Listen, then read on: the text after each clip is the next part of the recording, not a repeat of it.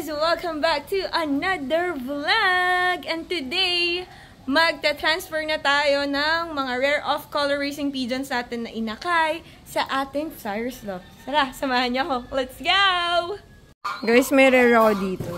Alam niyo kung gaano siya ka-rare. Crossbreed siya ng panabong. Tingnan niyo. Oh, bugs! Bugs! Tumataas-taas pa eh.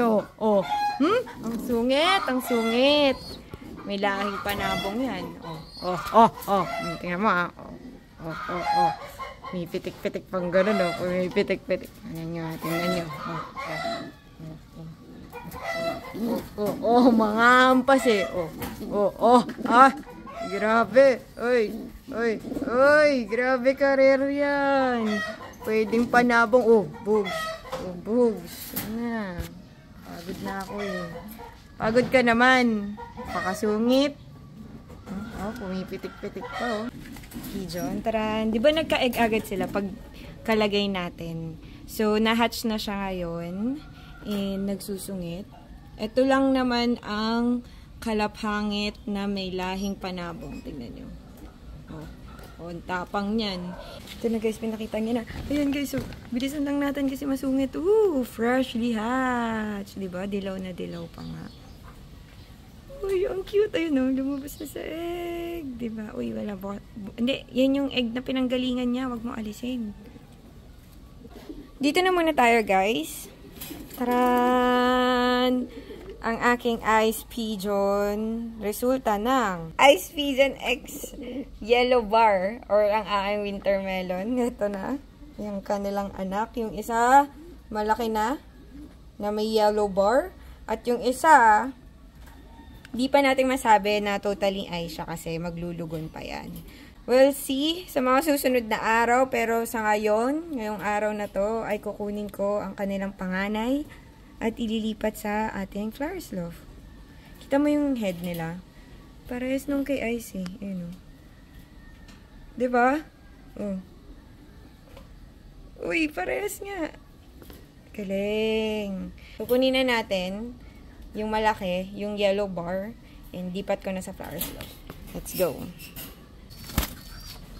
Okay, guys. Nailagay na natin ang first rare. Tapos lipat tayo sa kabila.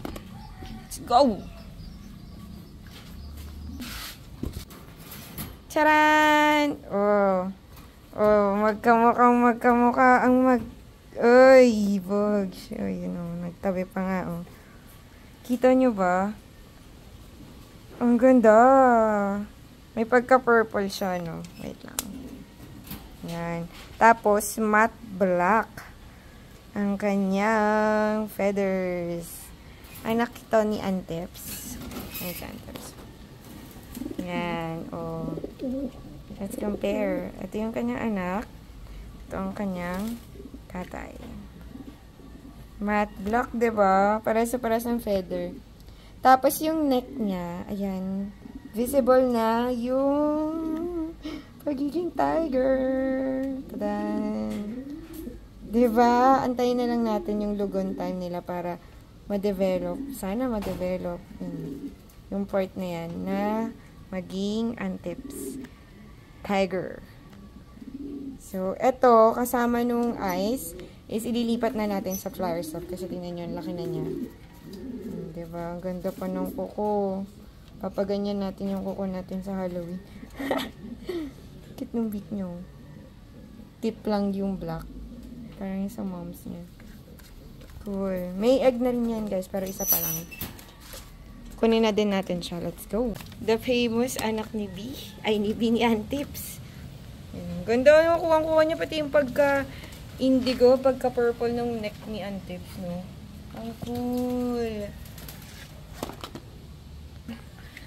Kamustahin natin si Antips kung naging malungkot ba siya sa pagkawalay niya sa kanyang anak. Kaya magkatabi na sila ngayon. Naglilimlim dun sa second clutch nilang egg. Ganda talaga. Malungkot ka ba, Antips? Baka naiyak ka pa. Mukhang naiyak ka pa. Huwag ka mag-alala. Magiging kasing galing mo tong anak mo. Iti-training natin to ng parang training ni Pacquiao. Hey, joke lang. Tara, dito tayo. Alright guys, nandito na tayo sa Training Loft. Sa Flyers Loft na to ay puro October babies. Lahat ng September and August andun sa Lufthansa. Mamaya papakita ko sa inyo pero palabasin muna natin sila. In 3, 2, 1. Mga hiwagang magic box. Boosh. Okay, go babies. Labas na. Go, go, go, go. Go. Yay. Good job. Cute talaga na anak ni Antips. Ayaw mag-move yung ano. Bakit ayaw mo mag-move? Gusto mo babuhatin pa kita? Baby pa kasi ito eh. Ayaw niya lumabas guys, sumabit. Wait lang. Yan! Ito yung anak ni Winter and ni Ice. Yellow bar. Tapos ito yung anak ni Antips na sobrang ganda ng neck. You know. Yan sila guys. Tapos, yung nagtatago dyan. Grabe naman yung pag-guard na itong dalawa. Parang kambal. Anak to ng Red Tiger Grizzle natin at Grizzle. Yan sila. Tapos, ito yung nalit. Yung kapatid niya, doon lumilipad na. Ayan siya, panot pa din. Taran! Wala naman umaaway sa kanya. Pero hindi pa tumutubo yung mga feather niya dyan. Tapos yung nasa likod, yung pinaprotektahan ng dalawang magkapatid na yan, is anak ng aking Yellow Tiger Grizzle na medyo matamlay siya ngayon. I think meron siyang sakit or may dinadamdam siya. Ewan ko. Pero ang cool niyan. Kukunin ko. Tignan niyo. Nakikita niyo ba yun? Hindi yun dumi. Pak-pak niya yun. Sobrang cool lang talaga na natatakot sila sa akin. Wait lang. Yung kalahati niya is Yellow Tiger Grizzle and then yung half is white. Ang cute, no? Sobrang cool. So, ayun, shy type na sila. So, nai-scare away ko sila at nai-stress. So, ayan guys. Uy, mag-best friend. Ayan sila. Sana maging best friends sila. Maging batchies. Sobrang matte black ng anak ni Antips, no? Tapos, ito. Hindi ko talaga mawari kung papunta na ba siya ng ice. Pero ito, wala na akong masabi dyan. Ayun guys. Hey, sama-sama na sila. Cool. Yellow bar. And, ayun o. Parang, ano siya, mini-min talaga siya ni Antips. Kita nyo? Oh. Diba? Indigo. Pangalan yan, Inigo. Hey! Galing mo mag-isip, Birdie. You're the best. Charat. Ayun, ang ganda. Sabi ko sa inyo, sobrang, ganda ng kuko nyo. Malapit na rin maging ganyan yung nails natin. Feeling ko, tutuluyan to maging tiger. Ayun, may bakas na eh. Nice, nice, nice. Good job. Anyway, itong batch na to, ang aking October batch, ay siguradong mga pure rares yan. Kita nyo naman, kakaiba yung mga naging kulay nila, kinalabasan. Galing sa mga rare nilang magulang.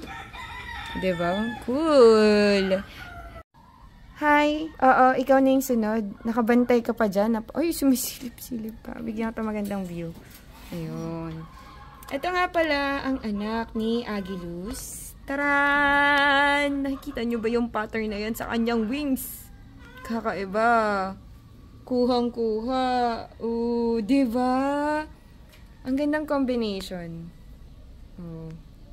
Nag-mixed well yung jeans ng Agilus ko at ni Pedring.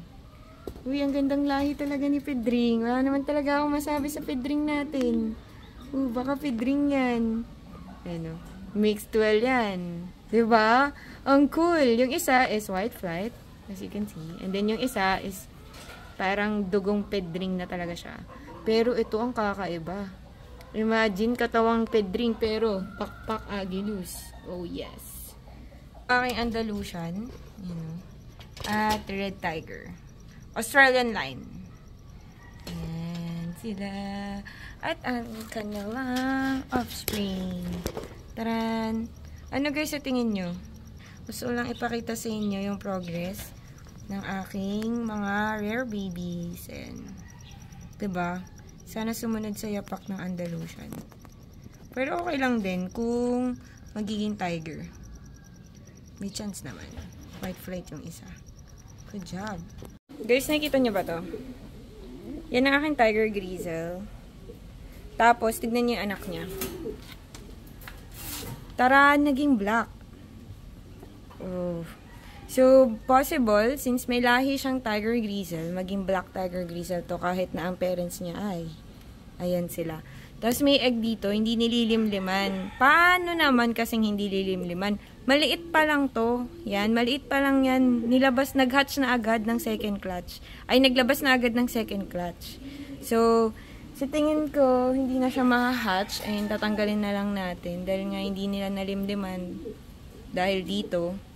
Maliit pa lang eh. Tapos may kasunod na agad na clutch. So, alisin na lang natin yan. Tapos ito guys, yung anak ng ating Black Tiger Grizzle. Mga mababait at maamong Black Tiger Grizzle.